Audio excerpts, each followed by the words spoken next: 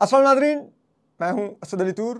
अपने प्रोग्राम असद तूर अनसेंसर्ड में जनरल फैज़ हमीद से मुतल्लिक आपको मालूम है कि हम खबरें दी थी, उनसे जो इंक्वायरी पर अभी भी जो मामला चल रहे हैं उससे मुतल्लिक भी मज़ीद खबरें हैं वो हम आपको बताएंगे। इसके अलावा जो साबिक IG जेल खाना जात हैं शाहिद सलीम बेग साहब, क्या वो तहवील में लिए गए थे या उनके बारे में वाकई झूठी खबर चली, तो हमने उस पर भी ज़रा तहकीक की है। कुछ बड़ी दिलचस्प चीज़ें सामने आई हैं और अब जो जनरल फैज़ हमीद से मुतल्लिक मुख्तलिफ दावे किए जा रहे हैं कि वो ये किया, उन्होंने वो किया, फ़लान किया, किस हद तक दुरुस्त हैं, इस पर भी बात करेंगे। जबकि ये भी आपको बताएंगे कि अब इस ऑपरेशन का जिसे कहते हैं वो फ़िलहाल पॉलिसी इस ऑपरेशन में थोड़ी चेंज आई है। जो जनरल फैज़ हमीद वाला ऑपरेशन है उस पर भी आपको अपडेट करेंगे। तो बड़ी दिलचस्प सूरत हाल है। वो ये है कि आपको मालूम है अब फ़िलहाल तो इस तरह से कहानियाँ सब मार्केट में फेंकी जा रही हैं कि ऐसा लग रहा है कि जब जनरल फैज़ हमीद DGC से लेके उनके DGSI के टेन्योर तक या इवन कि उनकी रिटायरमेंट तक और फिर पोस्ट रिटायरमेंट तक भी, यानी कि आप कह लें कि 2017 से लेके उनकी गिरफ्तारी तक, अगर मुल्क में किसी ताकतवर शख्स को कोई ज़ोर की छींक भी आई है तो उसमें भी जनरल फैज़ हमीद की कोई ना कोई शरारत थी। उन्होंने कोई ना कोई ऐसी चीज़ वहाँ पर रखी थी कि जिससे उनको ज़ोर की छींक आई। तो वो एक इस तरह का माहौल बनाया जा रहा है। ठीक है, मैं नहीं कह रहा कि जनरल फैज़ हमीद कोई देवता थे। वो बहुत ही जिसे कहते हैं ना, आप कह लें कि एक रोग किस्म के मिलिट्री ऑफिसर थे। उनके स्याह कारनामों की एक तवील तारीख है और वो बहुत ही स्याह कारनामे हैं उनके। ठीक है, उन्होंने एक 2018 का पूरा इलेक्शन चोरी किया हुआ है। उसके अलावा उन्होंने बहुत कुछ किया हुआ है, मीडिया के साथ बहुत कुछ किया हुआ है, सहाफ़ियों के साथ बहुत कुछ किया हुआ है। अबसार आलम साहब को गोली उनके दौर में लगी और मतीउल्लाह जान साहब को अगवा किया गया। इवन कि जनरल बाजवा ने खुद ऑन रिकॉर्ड इंटरव्यू में उनको शायद मतलब कहा कि मैंने फैज़ हमीद को बुला के डांटा कि किस भोंडे अंदाज में आपने मतीउल्लाह जान को अगवा किया है। तो ये सब कुछ उन्होंने किया। हामिद मीर साहब उनके दौर में 9 माह ऑफ एयर रहे और उसमें उनका बहुत घिनौना किरदार था हामिद मीर साहब को ऑफ एयर करवाने में, स्क्रीनों से उतरवाने में। तो वो उनका बड़ा घिनौना किरदार रहा है सियासतदानों के साथ। इवन के मरीम नवाज़ साहिबा के आवारी होटल में रूम पर जो रेड हुआ, फिर कैप्टन सफदर का अगवा, सब कुछ लाइक, फिर स्मैश कर देने की मरीम नवाज़ को धमकिया। तो ये बहुत कुछ उनके उस पर है। लेकिन ठीक है, जो कुछ उन्होंने किया है वो तो आप उन पर डालिए। लेकिन अब आप कहें कि हर चीज़ ही फैज़ के ऊपर डाल के और उस दौर के दीगर तमाम जो मुजरिम हैं उनको बरी कर दिया जाए, तो ये भी अब आप ऐसे ना करें ना यार। मतलब जो जिसका जितना क्रेडिट बनता है जिसके स्याह कारनामों का, उसको उतना दें। ठीक है, ये उठा के हर चीज़, अब वो मुझे बड़ी हंसी आ रही, अब वो चल रहा जिसे कहते हैं एक ही टेक्स्ट सब आइस प्यारिये और आइस प्यारनियाँ वो ट्वीट कर रही जनाब के नहीं नहीं नहीं नहीं वो कोई ताल्लुक नहीं है जनरल बाजवा का इस सबसे, क्योंकि फैज़ हमीद बतौर DGSI प्राइम मिनिस्टर को रिपोर्ट करते थे। मतलब मेरी हंसी छूट गई। ठीक है कि DGSI प्राइम मिनिस्टर को रिपोर्ट करता है, प्राइम मिनिस्टर के अहकामात पर अमल कर रहा था, आर्मी चीफ की नहीं सुनता, आर्मी चीफ के लिए कुछ नहीं करता। लाइक जनरल ज़हीरुल इस्लाम बतौर DGSI 2014 के धरने करवा रहे थे उस वक्त के वज़ीर-ए-आज़म मियां नवाज शरीफ के खिलाफ। वो है मियां नवाज शरीफ से अहकामात लेके उनके खिलाफ धरने करवा रहे थे। राहील शरीफ को तो कुछ पता ही नहीं था, बेचारा राहील शरीफ तो ठीक है। शुजा पाशा मेमो गेट में बगैर प्राइम मिनिस्टर की इजाज़त के बैरून मुल्क वो क्या था, वो एजाज समथिंग मंसूर एजाज, उसको मिलने चले गए हैं। वो प्राइम मिनिस्टर की चेन ऑफ कमांड में था, आर्मी चीफ का तो कोई ताल्लुक नहीं। नहीं नहीं नहीं, ठीक है। तो लाइक इतने मज़का खेज किस्म की तोजीहें दी जा रही है। भाई वो पूरे की पूरी फैज़ हमीद बतौर DGC उस वक्त के जनरल कमांडर बाजवा की पॉलिसी एग्जीक्यूट कर रहा था कि PMLN को काट के बाहर करना है और PTI को इंस्टॉल करना है। उसने पूरा का पूरा इलेक्शन चोरी किया। अब आप बातें करते हैं लाइक, मतलब कम ऑन, इस हद तक तो आप मतलब वो आपको जो हड्डी डालें आपको स्क्रीनें मिली हुई हैं, यूट्यूब मिले हुए हैं, आप आके उसके ऊपर ट्विटर के ऊपर वही चौं चौं चौं चौं करने लग जाते हैं।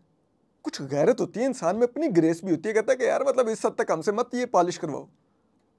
लेकिन चले खैर है, उनको इसी पॉलिश करने के नाम पर ही तो हड्डी डाली जा रही है, वरना उनकी अपनी हैसियत क्या है? वरना वो टीवी स्क्रीन एंजॉय कर सकते थे बतौर तज्जियाकार सीनियर सहाफ़ी। सारी बातें इसी चीज़ की मिल रही है। तो अब चीज़ ये है कि अब जो हालात चल रहे हैं इसमें अब तरह तरह की बातें जनरल फैज़ हमीद के बारे में अब आ रही हैं मार्केट में। हमारे सीनियर अफसार आलम साहब बुलाएँ कि अली रज़ा आब्दी जो MKM के MNA थे और बड़ी प्रोमिनेंट वॉइस थे कराची में, और बहुत ही जिसे कहते हैं हम्बल इंसान थे, तो उनको जिस अंदाज में बेदर्दी से कत्ल किया गया था, वो कत्ल भी कहते हैं कि अब सॉल्व होने जा रहा है, और उसका भी जो सिरा है वो जनरल फैज़ हमीद के किसी करीबी रिटायर्ड अफसर तक जाता है। इसी तरह ये भी बताया जा रहा है कि बाज़ सहाफ़ी भी उनकी हिट लिस्ट पे थे, बाज़ दीगर लोग भी, इस तरह की खबरें आ रही हैं। एंड फिर कि वो एक रिटायर्ड अफसरान का उन्होंने एक पूरा नेटवर्क बनाया हुआ था। तो बात यह है कि ये मुझे याद है सितंबर 2023 में भी, अभी गुज़िश्ता साल, मैंने ये स्टोरी की थी कि जनरल फैज़ हमीद ने ISI का जो C सेक्शन है, ठीक है, तो उसको जो काउंटर इंटेलिजेंस कहलाता है उसको अंडरमाइन करने के लिए, क्योंकि जो C सेक्शन होता है वो आर्मी चीफ की पॉलिसी एग्जीक्यूट कर रहा होता है और बहुत पावरफुल होता है। DGC इसीलिए बहुत पावरफुल होता है। मैं शायद जनरल फैज़ हमीद खुद भी DGC रहे थे, अभी DGC major general Faisal Naseer हैं। That is a very powerful arm of ISI। और ये एक लिहाज से आप कह लें कि कहते हैं DG-ISI के बाद दूसरी पावरफुल पोजीशन होती है ISI में, और मेरी नज़र में बाज़ औकात ये DG-ISI से भी ज़्यादा पावरफुल पोजीशन होती है। जब फैज़ हमीद DGC थे तो DG-ISI lieutenant general Naveed Mukhtar थे, जिनके भाई की रिश्तेदारी थी शरीफ फैमिली से, डायरेक्ट मरीम नवाज़ साहिबा से, ठीक है। मरीम नवाज़ साहिबा की साहबजादी जनरल नवीद मुख्तार के भाई की बहू थी, ठीक है। लेकिन वो बतौर ISI DG-ISI कुछ नहीं कर सके शरीफ फैमिली के लिए। उनको उस दौर में जब उन्होंने एक वक्त आया कि उन्होंने जनरल बाजवा को कहा कि मैं मेरी पोस्टिंग कर दें यहाँ से ISI से, क्योंकि उनको ज़ाहिर बात है एम्बेरसमेंट हो रही है फैमिली में कि ISI उनके भाई की पॉलिटिकल फैमिली के खिलाफ पूरा ऑपरेशन कर रही है और वो DG-ISI हैं। तो जनरल बाजवा ने कहा कि नहीं आप DG-ISI रहें, आप सिर्फ एक्सटर्नल मैटर्स देखें, इंटरनल मैटर्स जनरल फैज़ हमीद देख रहे हैं बतौर DGC। और फिर इवन के जब एंड में मियाँ नवाज शरीफ वतन वापस आए मरीम नवाज साहिबा के साथ, तो एक दफ़ा पंजाब में वेव बदली, तो कोर कमांडर्स मीटिंग में तमाम कोर कमांडर्स घबराए हुए थे कि ये ना हो PMLN इलेक्शन में हमारी तमाम इंजीनियरिंग को उड़ा के रख दे वोटर के सर पे। तो जनरल बाजवा ने जनरल फैज़ हमीद की तरफ देख के कहा था कि हाँ आप बताएं कि हमें कुछ करना चाहिए रिवर्स अपना, या हम ये इलेक्शन चोरी कर लेंगे। तो कहते हैं जनरल फैज़ हमीद ने ज़रा बताते हैं, कहा था कि I will deliver you the election. और जनरल बाजवा ने कोर कमांडर्स को कहा कि आई ट्रस्ट फैज़ हमीद, और जनरल फैज़ हमीद ने फिर वो इलेक्शन इंजीनियर कर दिया, वो RTS बैठ गया, सब कुछ हो गया 2018 में। तो वो सब कुछ था। तो DGC बहुत पावरफुल होता है, और जो भी DGC फिर अगर बाद में DG-ISI भी बने तो वो फिर उससे भी ज़्यादा ख़तरनाक साबित होता है। लाइक जनरल ज़हीरुल इस्लाम, वो जनरल पाशा के अंडर DGC थे, ठीक है, और वो बड़े ख़तरनाक ऑफिसर थे। आपको अगर याद हो उनके दौर में ही हमारे सहाफ़ी सलीम शहजाद को शहीद किया गया, वो उस वक्त DGC थे। और इसी तरह के दीगर कई वाक़यात पेश आए। फिर वो DG-ISI बने तो फिर वो 2014 का PTI का धरना, ताहिरुल कादरी की वतन वापसी, लंदन प्लान, जाके मुलाकातें, ज़हीरुल इस्लाम, ताहिरुल कादरी, चौधरी ख़ानदान, इमरान खान, लाइक वो सब कुछ होता रहा, ठीक है। उन्होंने पूरा हुकूमत का तख्ता उलटने की कोशिश की मियाँ नवाज शरीफ की, तो वो ठीक है। इसी तरह फैज़ हमीद DGC थे, उन्होंने इलेक्शन चोरी किया 2018 का, बाद में DG-ISI भी बने, तो फिर जो करतूत उन्होंने अंजाम दिए वो सबके सामने है, ठीक है। अब वो जो हम उस दौर में सीना गज़ट जो चलती हुई हम तक बातें आती थी, अब वो खुद इस्टेब्लिशमेंट के लोग अब अपने इस दौर के गीले तीतरों को दे दे के मीडिया पर चलवा रहे हैं। लाइक मतलब मैं उस दौर में बताता था कि ये वो जो जनरल फैज़ हमीद थे वो सुप्रीम कोर्ट के कुछ जजेस को अपने साथ गाड़ी में बिठा के ड्राइव पर लेके जाया करते थे, और वहाँ पे चीज़ें तय पाती थी, डिस्कस होती थी। जो कर्नल लियाकत था वो जिसे कहते हैं जजेस के घरों में जाया करता था, जजेस के चैम्बरों में जाया करता था। उसकी एक्सेस का आलम ये था, वो चीफ जस्टिस को डील करता था, ठीक है। तो वो एक सारा था, एक पूरा माहौल। अब वो सारी चल रही है कि नहीं जी, साकिब निसार को गुड मॉर्निंग के मैसेज आते थे तो ये भी था, तो उसके बारे में फला report, like this all was इन्हीं वीलॉग्स में अनसेंसर्ड ने बताई हुई ये चीज़ें अब लाइक आ रही हैं, ठीक है।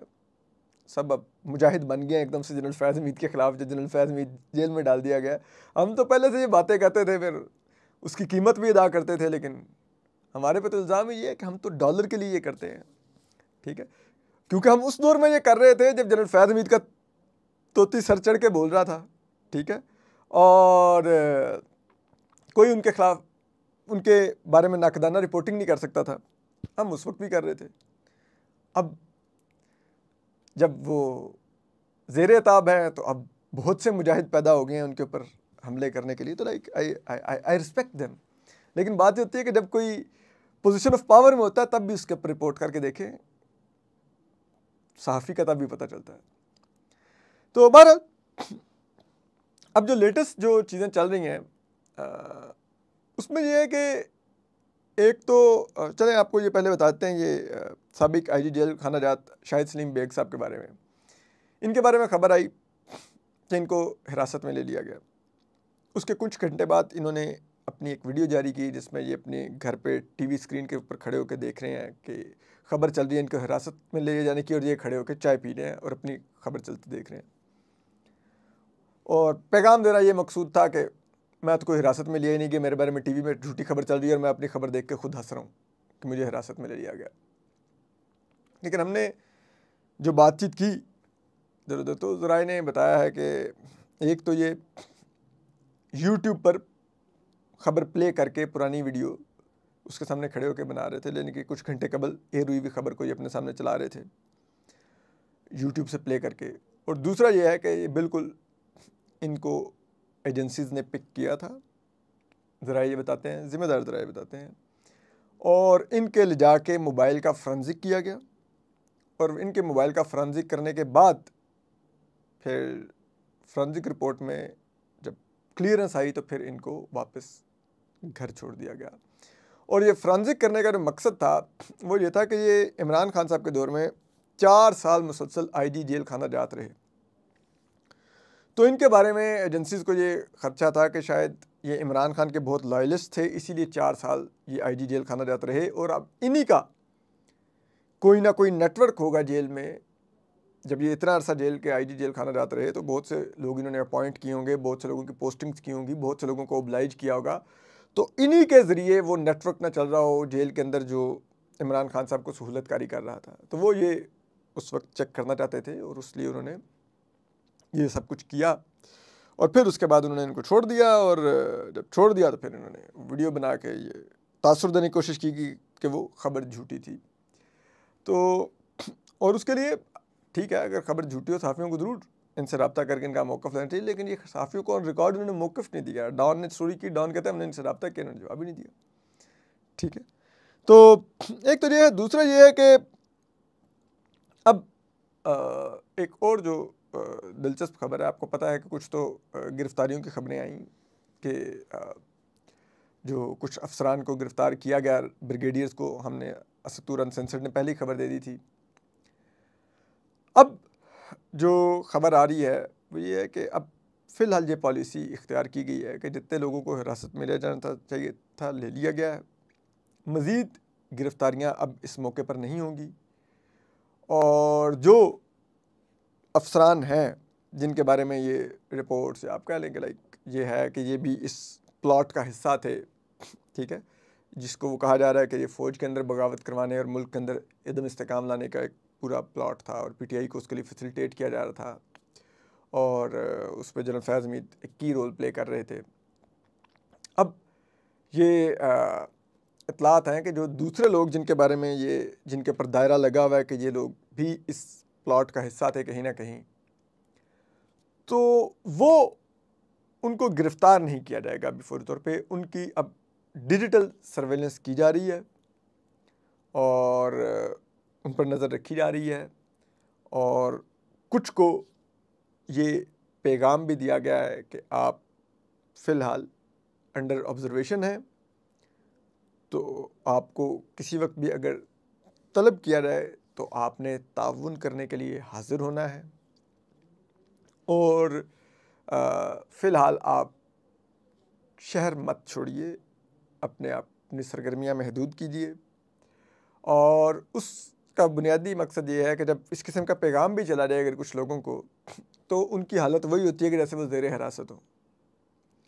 लाइक जस्ट इमेजिन ना कि अगर आपको पैगाम आ जाए कि जनाब आपको एक MI का ऑफिसर फ़ोन करे या विज़िट करे और वो कहे कि सर बात यह है कि आप अंडर ऑब्जर्वेशन हैं, जो ऑनगोइंग इंक्वायरी है, तो हम आपको किसी भी वक्त तलब भी कर सकते हैं आपसे बातचीत के लिए, आपसे सवालात करने के लिए, और हो सकता है हम अपनी जो इंक्वायरी कर रहे हैं उसमें आपके ऊपर जो मुख्तलिफ शकूक हैं वो ख़त्म हो जाए, तो फिर हम आपको तलब ही ना करें। लेकिन आप तब तक के लिए ज़रा काइंडली लोगों से इंटरेक्शन कम करें और अपनी सरगर्मियाँ ज़रा महदूद करें, सोशलाइज़ करना, और शहर मत छोड़ के जाइएगा। तो वो ये कह के चला जाए तो आप तो बस वैसे ही आपकी आधी जान निकल जाती है कि हैं मैं भी इस इंक्वायरी का हिस्सा हूँ, मैं तो नहीं बचता। ठीक है, तो वो एक ऑलरेडी गिरफ़्तार करके खौफ पैदा कर दिया गया है। अब ये जो इसका सेकंड स्टेप है कि लोगों को गिरफ़्तार नहीं किया जा रहा, उनको पैगाम दिया जा रहा है कि लाइक अब आप ज़रा अंडर ऑब्जर्वेशन है तो थोड़ा ज़रा मोहतात रहिएगा, लो प्रोफाइल रहिएगा, जब तक कि ये मामला अपने किसी करवट बैठ नहीं जाता, तो फिर हम आपको बता देंगे। तो ये सब कुछ हो रहा है। अब देखते हैं कि ये चीज़ें कब तक चलती हैं और किस तरफ चलती हैं, लेकिन दिलचस्प हैं। और अब देखते हैं आने वाले दिनों में क्या कार्रवाइयाँ होती हैं। जनरल कमरुद्दीन बाजवा तो हमने ऑलरेडी बताया कि नहीं गिरफ़्तार हो रहे, जनरल आतिफ गफूर का भी हमने बताया नहीं गिरफ़्तार हो रहे, और जो साबिक चीफ जस्टिस साकिब निसार हैं, हम आपको बता सकते हैं कि उनके बारे में बहुत कुछ होगा और है। उन्होंने जो कुछ किया मिशन गेट नवाज शरीफ और डिसमेंटल PMLN में अपनी चीफ जस्टिस के दौरान, तो वो चीज़ें हैं, लेकिन उनकी बुनियाद पर उनको हिरासत में लिए जाने का कोई ऐसा नहीं है। और तो अब देखते हैं। अभी तक तो हमारी मालूमात के मुताबिक साबिक चीफ जस्टिस साकिब निसार को भी हिरासत लेने के बारे में कोई ना फैसला हुआ है, ना ही उस बारे में सोचा गया है। बाकी हमारे PMLN के दोस्त इस वक्त क्योंकि खुश हैं, तो वो अब काइट फ्लाइंग कर रहे हैं। वो कभी किसी के नाम को ट्विटर पे चला देते हैं, वो भी गिरफ़्तार होने वाला है उसके बारे में मालूमात आ गई हैं, वो भी गिरफ़्तार होने वाला है उसके बारे में मालूमात आ गई हैं, वो भी ये है उसके बारे में मालूमात आ गई हैं। नहीं, ऐसा नहीं है। और फिर जो उनसे मुंसलिक सहाफ़ी हैं हमारे कुछ, जो इस दौर के गीले तीतर हैं, वो बड़ी ख़बरें चला रहे हैं। ये भी जी जनरल फैज़ हमीद ने ना वो अप्रोच कराया जनरल मुजम्मिल के ज़रिए, जो चेयरमैन वापडा थे चौधरी परवेज़ लाई को, कि वो PTI ज्वाइन कर रहे हैं। यार आप आज से 2 साल पहले चले जाइए, असतूर अनसेंसर्ड में हमने खबर ब्रेक की हुई है। ठीक है, तो अब ये कह रहे हैं जनाब के ऐसी खबर चला के ऐसे प्रेजेंट कर रहे हैं कि जैसे इनकी बहुत बड़ी ये अंदर की खबर है। फिर वो जी चीफ जस्टिस कादी फैज़ल के खिलाफ भी जो यूट्यूबरों ने कैंपेन चलाई, वो भी जनरल फैज़ के इमा पर थी। मेरी हंसी छूट गई। मैंने कहा अच्छा यार, मतलब आपके अपने क्या ख़ानदानी मतलब बैकग्राउंड है, अब हमें बताएंगे। लाइक चले ठीक है, जिसको जितनी हड्डी डाल दी जाए वो उसकी बुनियाद पे जो मर्ज़ी कह ले। और वो जो जिस जगह पे बैठ के ये कह रहे हैं वो किसने बनवाया। लाइक अगर किसी और लाइक दौर के बारे में रिपोर्ट कर रहे हैं, उस दौर में बैठ के जब आप वही काम खुद कर रहे हैं, तो लाइक थोड़ा सा तो लिहाज किया करें।